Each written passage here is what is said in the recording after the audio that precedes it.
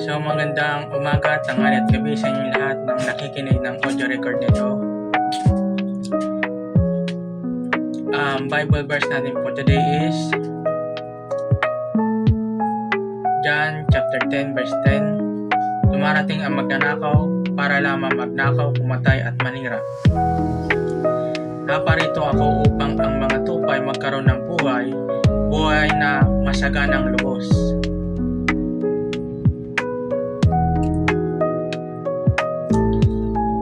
Psalms 100 verse 2. Maglingkod kayo na may kasayahan sa Panginoon, magsilapit kayo sa kanyang harapan na may awitan.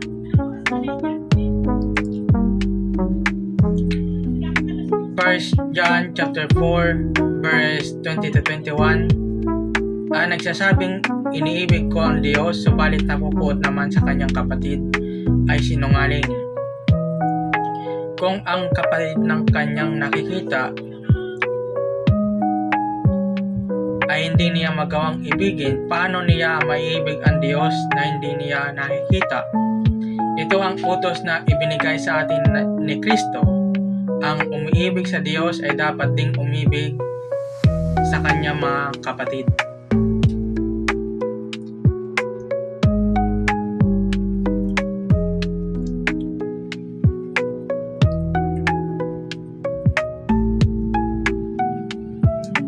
Hebrews chapter 4. Kaya nga habang nanatili ang pangako ng Diyos na tayo makakapasok sa kapahingahan, sinasabi niya, mag-ingat kayo at baka mayroon sa inyong hindi makatanggap ng pangakong ito.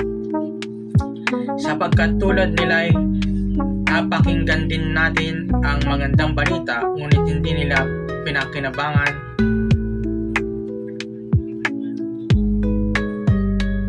ang balitang kanilang narinig dahil hindi nila ito tinanggap ng may pananampalataya. Tayong mga sumampalataya ay tumatanggap ng kapahingahang ipinangako. Ito'y ayon sa kanyang sinabi, sa galit ko'y aking isinumpa, hindi sila makakapasok sa lupain ng kapahingahang aking ipinangako.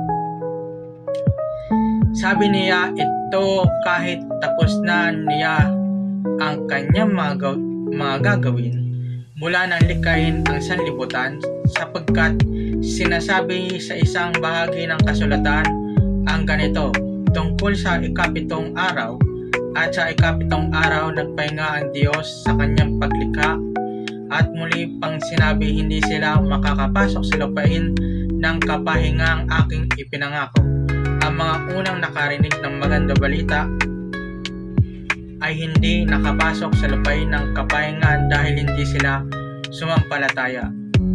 Ngunit may mga inaanyayahan pa rin pumasok sa lupain iyon ng kapahingahan.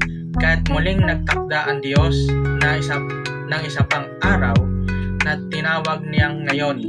Pagkalipas ng mahabang panahon, sinabi sa pamamagitan ni David sa kasulatang nabanggit, ngayon kapag narinig ninyo ang tinig ng Diyos, huwag ninyong patigasin ang inyong mga puso. Kung ang mga tao noon ay nabigyan ni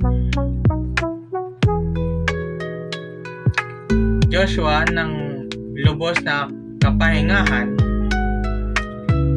hindi na sana ipinangako pa ng Diyos ang tungkol sa isa pang araw ng kapahingahan. Kung paano nagpahinga ang Diyos sa ikapitong araw, mayroon ding kapahingahan na kalaan sa mga taong sumasampalataya sa Diyos, sapagkat ang sino mang makapasok sa lupain ng kapahingang ipinangako ng Diyos ay magpapahinga rin sa kanyang pagpapagal, tulad ng Diyos na nagpahinga sa kanyang paglikha. Kaya't sikapin natin makamtan ang kapahingang iyon at huwag mabigong tulad ng mga hindi sumasampalataya. Ang salita ng Diyos ay buhay at mabisa, mas matalas kaysa alinmang tabak na sa magkabilay may talim. Ito'y tumatagos maging sa kaibuturan ng kaluluwa at espiritu. sa mga kasukasuan at buto at nakakaalam ng mga inisip at binabalak ng puso.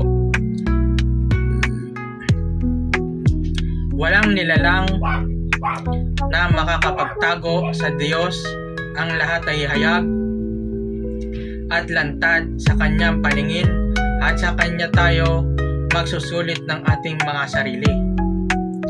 Kaya nga magpakatatag tayo sa ating pananampalataya dahil mayroon tayong dakilang pinakapunong pari na pumasok na sa kalangitan doon mismo sa harap ng Diyos. Siya ay walang iba kundi si Jesus na anak ng Diyos.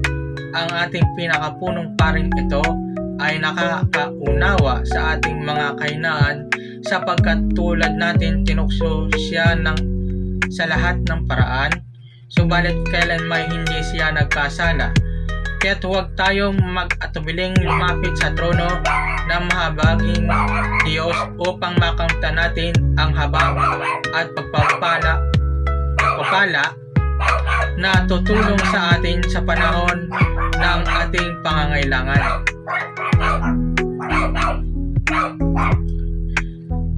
Proverbs chapter 23 verse 7, sapagkat kung ano ang iniisip niya sa loob niya ay gayon siya. Kumain ka at uminom ka, sabi niya sa iyo, ngunit ang puso niya ay hindi sumasa iyo.